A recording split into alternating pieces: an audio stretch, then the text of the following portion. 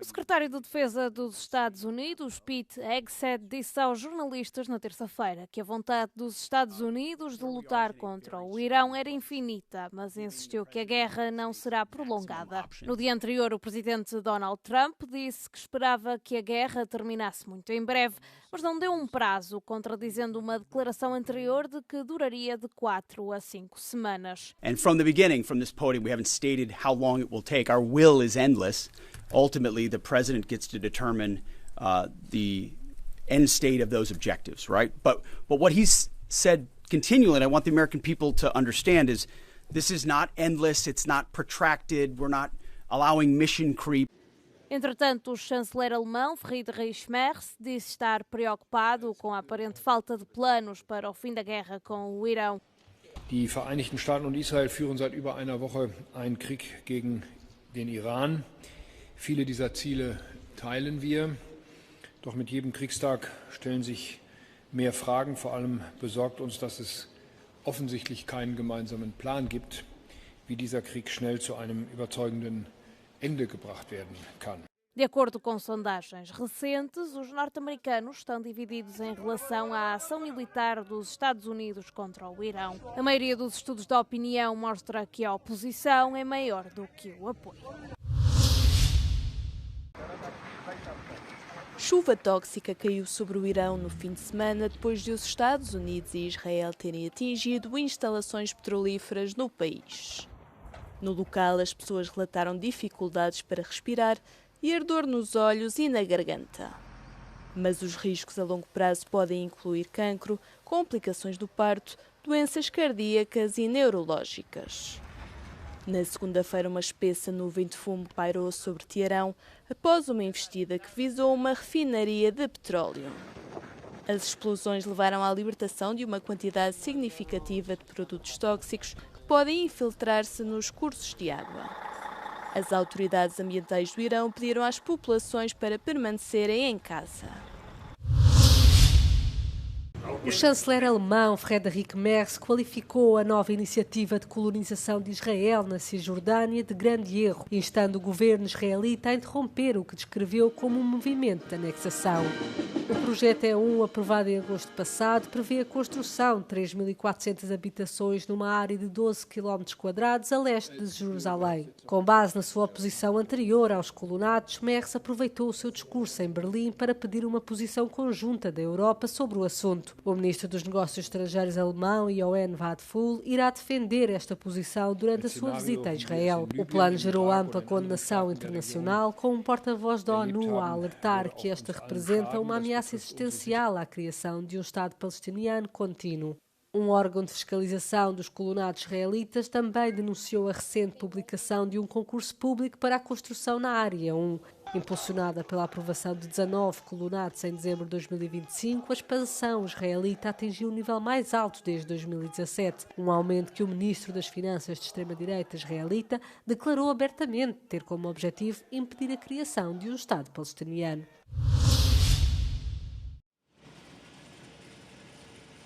Os efeitos da guerra no Médio Oriente e do bloqueio do Estreito de Hormuz são bem visíveis nos postos de abastecimento de combustível. Em França, o preço por litro já ultrapassou os 2 euros. Os maiores aumentos acontecem nas principais cidades. Au moins 30, voire 40 centimes sur Paris, c'est affolant. Donc là, moi, je mets juste de quoi rentrer chez moi en banlieue et j'irai mettre le reste dans le Val d'Oise où j'habite, quoi. A sul, em Marselha, os preços são ainda mais altos, mas no meio das dificuldades há quem consiga ver pontos positivos. Là, on va plus toucher la voiture bientôt. Comment faire? On va marcher à pied, ça va nous faire les muscles au mollet. Non? Ça fait très mal au portefeuille, surtout qu'avec ça, je fais quoi? Je fais même pas 100 km. Donc oui, ça revient un petit budget. Mais bon, on n'a pas le choix. Na segunda-feira foram realizadas em França 500 ações de fiscalização para evitar aumentos abusivos dos preços. O ministro do Comércio já disse que 6% dos postos de abastecimento alvo de vistoria serão penalizados devido a infrações. Don McCullin é uma lenda do fotojornalismo de guerra e é amplamente considerado um dos maiores fotógrafos contemporâneos. Ao longo das últimas 7 décadas, o seu trabalho fez história e consolidou como uma testemunha sensível do nosso tempo. Cobriu guerras, a pobreza e o sofrimento humano com rara compaixão e dedicação. Testemunhou atrocidades inimagináveis por todo o mundo e sofreu a perda de amigos e colegas. I was a young man. I didn't really have much of a future because I didn't have an education to start with. And then I was sent to do military service in the Air Force. I went to many countries in Africa and the Middle East, and I came back to England with a camera. I wasn't particularly interested in becoming a photographer. I feel photography may have chosen me. At the end of the day, I published 20, 30 books, and all of a sudden I felt that my life had some purpose, some meaning. McCullin começou a carreira no The Observer em 1959, aos 23 anos. Em 1961 foi distinguido pelas fotografias que captou sobre a construção do Muro de Berlim. I wanted to also make myself feel a bit important, that I went to these places, I took these pictures, they have a meaning, you know, they were tragic and they were, you know, but I did them with compassion, and I wanted the people to receive them with that same compassion, that they could try to understand what they were looking at was wrong. And so, in a way, I had a slight evangelistic kind of attitude, but I realized in the end I was kind of making a fool of myself, thinking I could change the world. I couldn't. I feel that all the effort I made into showing people that the tragedy of and the lack of compassion for other human beings, humanity is in a really bad mess at the moment, and it doesn't look as if it's going to get any better. If not, it's going to get worse, I think. A exposição apresenta 47 fotografias selecionadas pelo autor. No centro Onassis, em Atenas, ficamos a conhecer uma faceta menos conhecida do realizador Yorgos Lanthimos. O grego, autor de filmes como Pobres Criaturas ou Bugónia, mestre da imagem em movimento, apresenta a sua paixão pela imagem estática através de uma grande exposição de 182 fotografias. Δεν ήξερα από την αρχή ότι θα με ενδιαφέρει τόσο πολύ αυτή καθεαυτή φωτογραφία. Δηλαδή, άρχισα κι εγώ βάζοντας αυτό το πράγμα στο μυαλό μου ότι τεχνικά έπρεπε να το μάθω και για να προχωρήσω σε αυτό που με ενδιαφέρε πιο πολύ που ήταν ο κινηματογράφος. Και σιγά σιγά μέσα από τη διαδικασία του κινηματογράφου έπρεπε ούτως ή άλλως να χρησιμοποιώ τη φωτογραφία, αλλά μου έδινε και μία άλλη διέξοδο κατά τη διάρκεια της δημιουργίας των κινηματογραφικών ταινιών. Ένα ρολό φιλμ, να γυρίσεις σπίτι σου, να το εμφανίσεις και να εντυπώσεις 2 φωτογραφίες και να τις κρατήσεις στο χέρι σου και να τις κοιτάξεις, έχει μια πολύ άμεση ικανοποίηση ή απογοήτευση όταν δεν τα έχεις πάει πολύ καλά, αλλά η ικανοποίηση είναι πολύ μεγάλη και άμεση σε σχέση pali με άλλα πράγματα.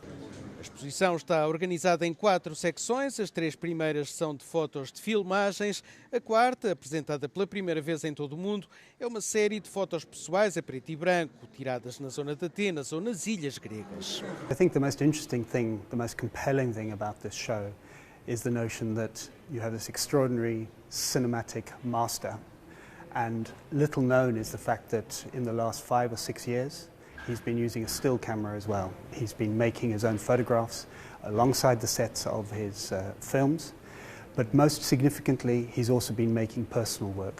And there is a relationship between the cinema and the still photographs.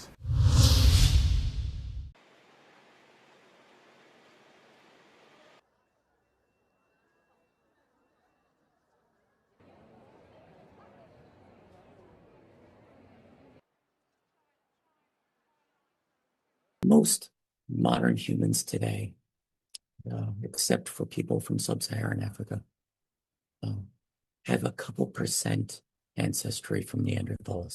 Maybe it's a little higher, maybe it's a little lower for an individual person. And all of this Neanderthal ancestry is the result of interbreeding between early modern humans and Neanderthals in Eurasia about 45,000 years ago.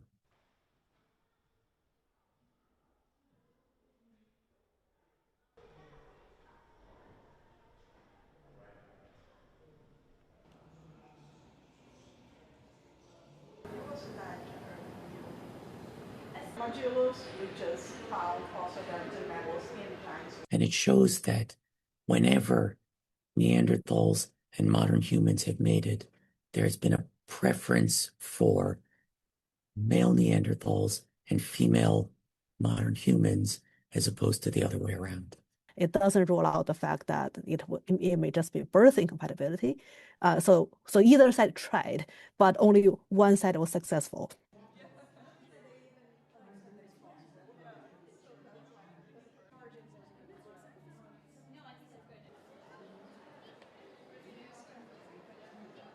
And it's not the result of a strictly Darwinian survival of the fittest.